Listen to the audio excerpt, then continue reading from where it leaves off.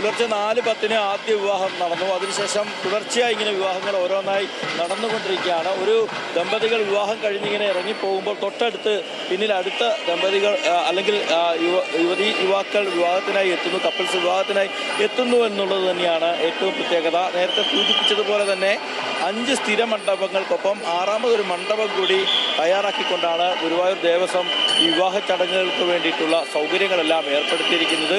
നിരവധിയായിട്ടുള്ള ആളുകൾ ഇതിനുവേണ്ടി ഇവിടെ വലിയ അധ്വാനം തന്നെ നടത്തുന്നു. ഇപ്പോൾ നമ്മളോടൊപ്പം ഗുരുവായൂർ നഗരസഭയുടെ മുൻ മാരേജ് രജിസ്ട്രാർ കൂടിയായിട്ടുള്ള ആൾ ചേരുകയാണ്. ചേട്ടാ, എത്രമാത്രം വിപുലമായ ക്രമീകരണങ്ങളാണ് ക്ഷേത്രത്തിൽ ഒരുക്കിയിട്ടുള്ളത്? ഇവിടെ ഗുരുവായൂർ ദേവസ്വം ബോർഡായാലും നഗരസഭയായാലും മുൻകൂട്ടി തന്നെ യോഗങ്ങൾ കൂടി വളരെ കൃത്യമായ ക്രമീകരണങ്ങളാണ് ഇത്രയും അഭൂതപൂർവമായ തിരക്കിനെ കൈകാര്യം ചെയ്യുന്നതിന് വേണ്ടി ഒരുക്കിയിട്ടുള്ളത്. അതിൽ വളരെ മനോഹരമായി, ഞാനിപ്പോൾ തിരുവനന്തപുരത്ത് നിന്ന് ഒരു കല്യാണത്തിന് വന്നു. പട്ടാമ്പിയിലുള്ള പയ്യൻ വളരെ മനോഹരമായി തന്നെ കല്യാണം നിശ്ചയിച്ച സമയത്തിന് മുമ്പ് തന്നെ നടത്തുന്നതിന് നമുക്ക് സാധിച്ചു. ഗുരുവായൂർ നഗരസഭ വിവാഹങ്ങൾ രജിസ്റ്റർ ചെയ്യുന്നതിന് വേണ്ടി പ്രത്യേകമായി 6 കൗണ്ടറുകൾ പ്രത്യേകമായി തന്നെ ഈ അമ്പലത്തിനോട് ചേർന്ന് തന്നെ തുടങ്ങിയിട്ടുണ്ട്. അപ്പോൾ എല്ലാം കൊണ്ടും വളരെ സുസജ്ജമായ രീതിയിലാണ് ഈ കാര്യങ്ങളൊക്കെ ഒരുക്കിയിട്ടുള്ളത് എന്നത് വളരെ സ്നേഹത്തോടെ, വളരെ അഭിമാനപൂർവ്വം പറയാൻ നമുക്ക് സാധിക്കുന്നുണ്ട്. ഓക്കെ, സന്തോഷം. ഒരു മിനിറ്റ്, വലിയ തിരക്കുള്ളൊരു ദിവസം ഗുരുവായൂരെത്തി വിവാഹം കഴിക്കാൻ കഴിയുന്നു എന്നുള്ളതാണ്.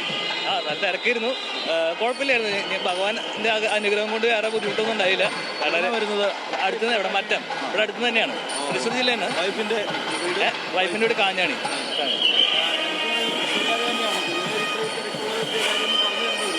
ഇല്ല, ഞങ്ങൾ തൃശ്ശൂർകാർ തന്നെയാണ്. തിരക്കുണ്ട്, കുഴപ്പമില്ല, പക്ഷെ വേഗം തന്നെ കഴിഞ്ഞു. എപ്പോൾ എത്തി?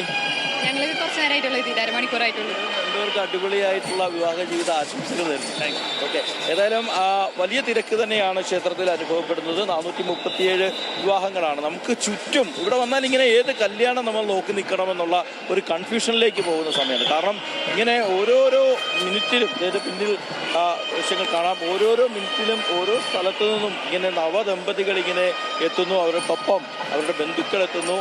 പുതിയ ആളുകൾ ഓരോ മണ്ഡപം ഒഴിയുന്നത് കാത്ത് വിവാഹത്തിന് വേണ്ടി കാത്തു നിൽക്കുന്നു. അങ്ങനെ ഗുരുവായൂരെ സംബന്ധിച്ചുകൊണ്ട് മുൻ വർഷങ്ങളിലൊക്കെ ഇങ്ങനെ റെക്കോർഡ് കല്യാണങ്ങൾ ഉണ്ടാകാറുണ്ട്.